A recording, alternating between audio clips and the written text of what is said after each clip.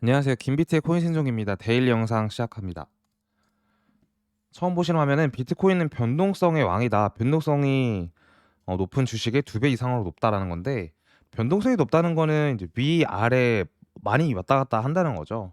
그래서 아마 지금의 어떤 조정 혹은 하락, 아직 잘 모르죠. 아직까지는 이러한 지난 주봉에서 많은 분들이 힘들어하는 것 같고, 또 1월, 2월, 3월에도 물론 오른 건 맞지만 올라왔다가 조정을 주는 폭이 꽤나 컸었고, 빠른 시간 동안 짧게 조정을 빨리 크게 주고 반등을 해온 시장이기 때문에 힘들 거예요, 많은 사람들이. 제가 17년, 18년도에 SBS랑 MBC 같은데 블록체인 관련돼서 출연을 한 적이 있어요. 근데 그러면서 여기저기서 연설을 좀 해달라고 해서 19년도까지 여러 가지 뭐 협회나 이런 데서 연설을 했던 기억이 있습니다. 근데 그때 많은 분들이 물어봤던 게, 뭐 어르신들도 있었고 옛날에 그 대학생들 상대로도 했었는데, 다 똑같이 물어보는 게 비트코인이 위험하지 않냐, 너무 가파르게 오르고 가파르게 떨어지는데 그거 투자하는 게 맞냐, 이런 질문을 받았었어요. 근데 들을 때마다 참 재밌었어요. 투자라는 게, 그럴 거면 투자를 왜 하냐라는 전 답을 오히려 냈었거든요. 항상 변동성이 높다는 거는 누군가에겐 기회일 수 있고, 변동성이 없다는 거는 그냥 평탄한 인생 살아간다고 생각하면 좋을 것 같아요. 그러니까 주식을 하거나 뭐 부동산을 하거나 어쨌든 코인을 하든가, 우리는 변동성을 가지고 수익을 얻으려고 투자를 하는 거니까, 스트레스를 받는 만큼 또 그만큼 돌아오는 게 있다, 이렇게 생각하면 좋을 것 같고, 그게 싫으면은 은행에 돈 넣으시면 됩니다. 그 다음 보시면 이제 스위스 프라이빗 뱅킹 그룹 SYG가 관리하는 최초의 암호화폐 펀드가 이제 7월 1일에는 출시된다고 하는데, 이게 230억 달러면은 거의 이제 환율 계산 안 하고 숫자만 계산하면 23조 정도인데, 얘네가 했던 말이 되게 의미가 있어요. FTX 붕괴 이후에 되게 흥분됐다. 크립토는 사라지지 않으면서 이제 위험이 제거됐다. 그러니까 어떻게 보면 FTX의 그 장부 거래 자체가 굉장한 위험으로 생각을 했었고, 그게 제거되었기 때문에 이제 최초의 암호화폐 펀드를 출시한다라는 얘기를 했습니다.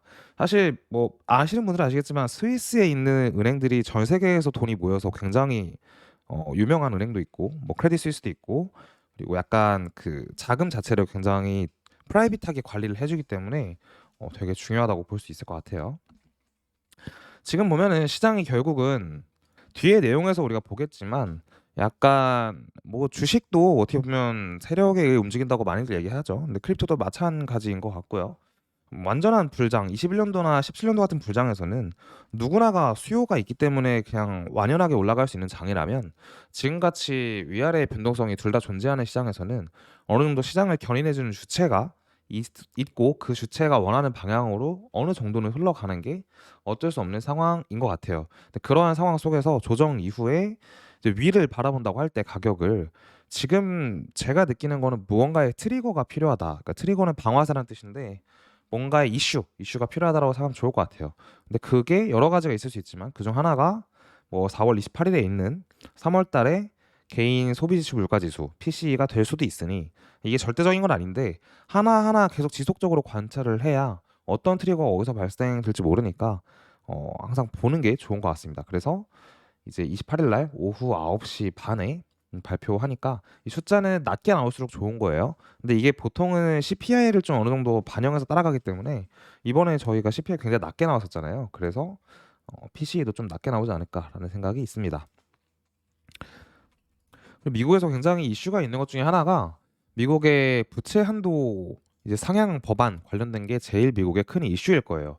미국이 디폴트하는 거 아니냐라는 얘기는, 이 부채 한도를 상향해오는 지난 수십 년간 항상 있어왔던 얘기긴 한데, 이번에도 아마 부채 상향을 시키지 않을까, 한도를. 그런 생각이 있습니다. 무슨 말이냐면, 미국은 달러를 찍어낼 수 있는 나라이고 전 세계의 기축 통화를 원하는 만큼 어떻게 보면 찍어낼 수 있습니다. 근데 그걸 윤리적으로 잘 관리하고 있는 편이긴 하죠. 근데 그게 무슨 말이냐? 돈을 무작정 찍어낼 수 없고 부채 한도가 있어요. 돈을 찍어내는데, 그러니까 미국은 돈을 찍어내면은 그게 그 나라의 빚이 되는 거잖아요. 근데 그게 본인들의 기축 통화라는 이유로 어떻게 보면 빚을 계속 늘려가는 거예요. 그냥 그런 상황인데, 이제 이거를 항상 보면은 정치적인 이슈로 또 상용이 돼서, 보면 공화당이랑 민주당이잖아요, 미국이. 근데 지금은 민주당이 집권을 해 있는 상태이니까, 바이든이. 공화당에서는 돈 더 늘리면 안 된다, 이거 빚 갚고 우리 해야지, 이런 식인 거고, 민주당에서는 니네가 대통령 할 때도 늘렸고 우리가 할 때도 옛날부터 늘려왔는데 왜 안 되냐, 뭐 이런 식으로 싸우는 건데, 제가 최근에 들은 얘기 중에 좋은 얘기가 있어요. 정치는 항상 싸우니까 정치가 되는 거거든요. 세상이 평화로우면 정치가 필요가 없어요. 그죠? 전 세계도 항상 평화로우면은 전쟁은 언제부턴가 보이지 않게 항상 있었고 뭐 아프가니스탄이랑 뭐 그런 것도 있고 이란도 있고 항상 전쟁은 있었어요. 우리가 우리에게 그렇게 많이 영향을 미치지 않았을 뿐이지. 러우 전쟁이 좀 영향을 많이 미친 것뿐이죠. 근데 그러한 측면으로 봤을 때 사실 이러한 정치적 이슈로 이제 부채 법안을 사용하는 게 당연하다고 생각이 좀 듭니다. 항상 정치가 평화로우면은 뭐 민주당, 공화당 서로 싸우지 않으면 정치하는 사람들도 필요가 없겠죠. 보면 이거는 이제 고래, 이제 세 명의 고래라고 표현했는데 어쨌든 이 고래가 디파이 프로토콜에서 이더리움이랑 랩 BTC를 넣고 그걸 담보로 이제 스테이블 코인을 빌려서 또다시 현물로 바이낸스에서 이더랑 비트를 사서 절대적인 값으로 이더랑 비트를 늘리고 있다라는 건데 사실 이게 뭐 고래가 얼마만큼 어떻게 사가지고 뭘 하는지를 다 알 수는 없고 이렇게 하는 고래도 있다라고 보면은 좋을 것 같아요. 현재 시장에서. 이 내용이 되게 중요한데요. 제가 저번에 첫 이 일봉 하락 3%인가 4%때 굉장히 스트레스를 많이 받았던 게 요 호가 때문이었어요. 사실 저는 이 CVD를 본 건 아니었고 바이낸스에서 이제 그쪽에서 호가를 볼 수 있는데 100개 단위, $100 단위로 쪼개 봤을 때 매도가 너무 많은 거예요. 29.5K랑 29K까지가 거의 한 800비트 정도가 있었고 예, 평소 시장을 차트뿐만 아니라 호가도 보고 유동성도 보고 변동성도 보고 캔들 모양도 보고 굉장히 많은 걸 제가 보다 보니까 거기서 느껴지는 것들이 있는데 이번 하락 처음에 느껴졌던 게 어디까지 정확히 떨어질지는 모르겠지만 약간 빠르게 반등을 줄 것 같진 않다라는 게 제일 심리적으로 힘든 부분이었는데 그게 CVD로 봤을 때는 요거 같아요. 그러니까 이게 흰색에 가까울수록 보면 흰색부터 노란색 그리고 주황색으로 갔다가 빨간색, 검은색까지 갔는데 보면은 흰색이 가장 많은 무언가의 매도 아래에 있으면 매수인 거고 위에 있으면 매도로 보면 좋을 것 같아요. 네, 파란색 선이 현재 가격이고요. 매도가 굉장히 많았는데 4월 22일이에요 이게. 근데 24일 지금은 호가가 위로 좀 텅텅 비어 있다라고 보면 좋을 것 같아요. 28K에서 아마 여기 29K 정도인데 여기가 28,000달러에서 29,000달러까지 매도가 거의 없다. 근데 여기는 29,500대랑 이제 계속 매도가 있었는데 지금 바이낸스 호가를 봐도 그게 거의 다 없었음을 알 수 있어요. 그러니까 누군가가 오더를 넣었다 뺐다 하면서 그러니까 시장을 좌지우지한 경향이 있는 것 같습니다. 그러니까 아래로는 매수벽이 이때는 없었는데 현재는 매수벽이 생겨서 어느 정도 27K를 유지하려고 하는 것 같다라고 보면 좋을 것 같습니다. 물론 이제 이거가 시장 자체가 어느 정도 평탄한 상황에서 누군가가 유동성을 담보로 변동성을 만들 수 있어요. 그러니까 무슨 말이냐면은 여기처럼 이제 27K의 매수벽을 받고 위로 가격을 어느 정도 올려가면서 변동성을 생성시킬 수 있는데 지난번에 저희 미국 은행 사태 때 보면은 아래 매수벽이 굉장히 많았는데 그게 다 뚫렸거든요. 진짜 그러한 어떠한 트리거 정말 여러 가지의 변화와 이슈가 생길 만한 그런 작용이 있으면 이게 아래든 위든 갈 수 있는 거고 반대로 지금같이 별 이슈가 없는 상황에서는 이 유동성 자체가 어떻게 보면 방향을 조금 가르칠 수 있다 이렇게 생각하면 좋을 것 같습니다. 따라서 아래에 매수벽이 많고 위에 매도가 없으니까 단기적으로 일단은 반등을 볼 수 있다. 뭐 이렇게 해석할 수 있을 것 같아요.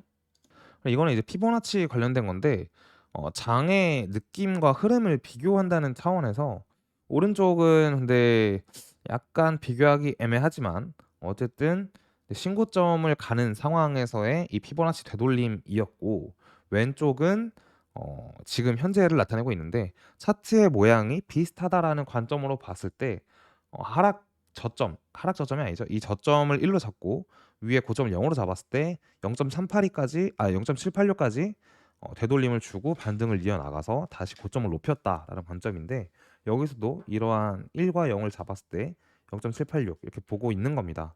근데 이게 뭐 장세 자체가 애초에 21년도 같은 경우에는 이미 한번 2만 달러를 넘으면서 신고점을 랠리를 찍어서 41,850까지 갔다가 다시 이제 28,800까지 갔다가 또 64,000까지 갔다가 28,800 또 갔다가 다시 69K 가는 그런 신고점을 연이어서 찍는 상황이었고 지금은 하락을 다 맞고 나서 반등에 가는 상황이기 때문에 약간은 다를 수 있어요. 근데 어쨌든 이 모양 자체를 비교했을 때 뭐 이 사람은 비교할 수 있다라고 가정을 해서 본 것 같습니다.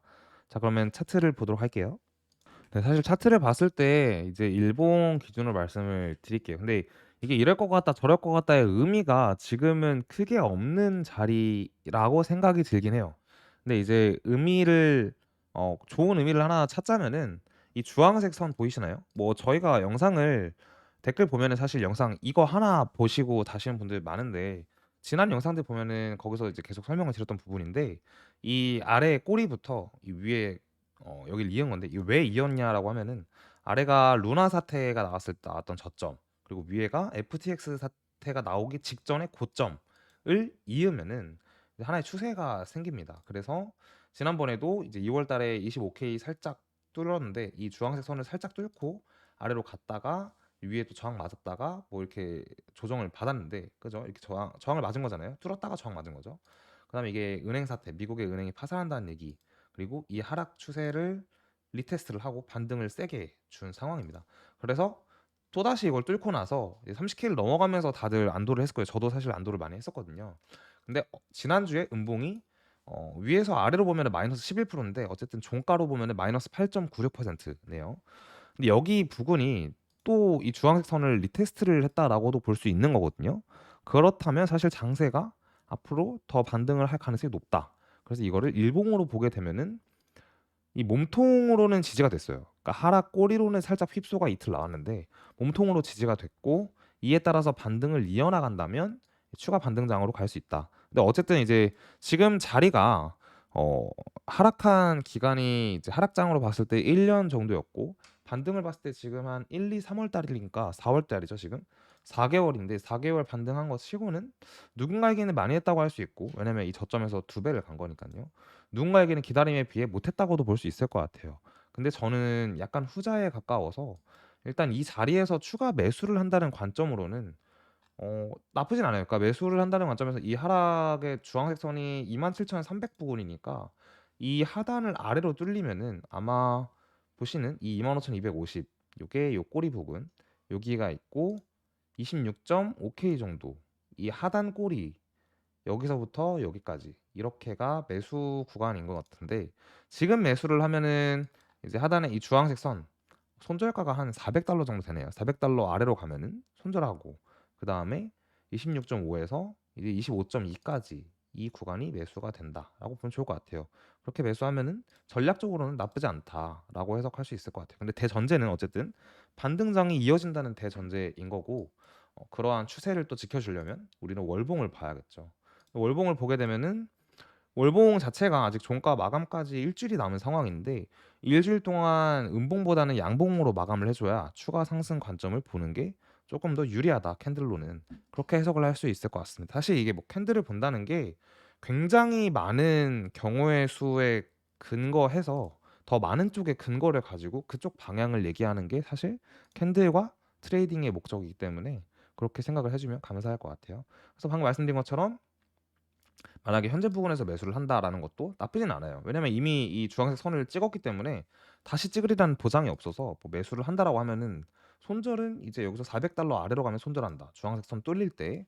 그리고 이제 아니면은 좀 안전하게 하고 싶다라고 하면은 위에 상단 검은색 이제 저항선 있잖아요. 이 선이 현재로 보면은 29,700인데 시간이 흐름에 따라 우하향하기 때문에 뭐 29,300 이렇게 될 수도 있고, 며칠 지나면 어쨌든 이 검은색 선을 이으시면 되거든요. 그러면 여기를 뚫을 때 나는 사서 31K에 판다, 이 지난 고점이죠. 뭐 그런 전략을 짤 수도 있고. 근데 이런 거는 매매 스타일이나 전략이 너무나 다르기 때문에, 보시면 저희 거의 뭐 21년도 고점 이후에 1년 내내 하락장 외치고, 이제 FTX 사태 이후에는 지속적으로 상승장은 아니고 반등장을 외치고 있잖아요, 몇 개월 동안. 그래서 그런 관점을 다 참고를 하셔서 저희 유튜브는 이런 이런 애들이구나, 이런 식으로 뭔가 생각하는 애들이구나, 이런 걸 보고 마지막에 이 차트 내용을 함께 보시면 좀 도움이 될 것 같습니다. 감사합니다.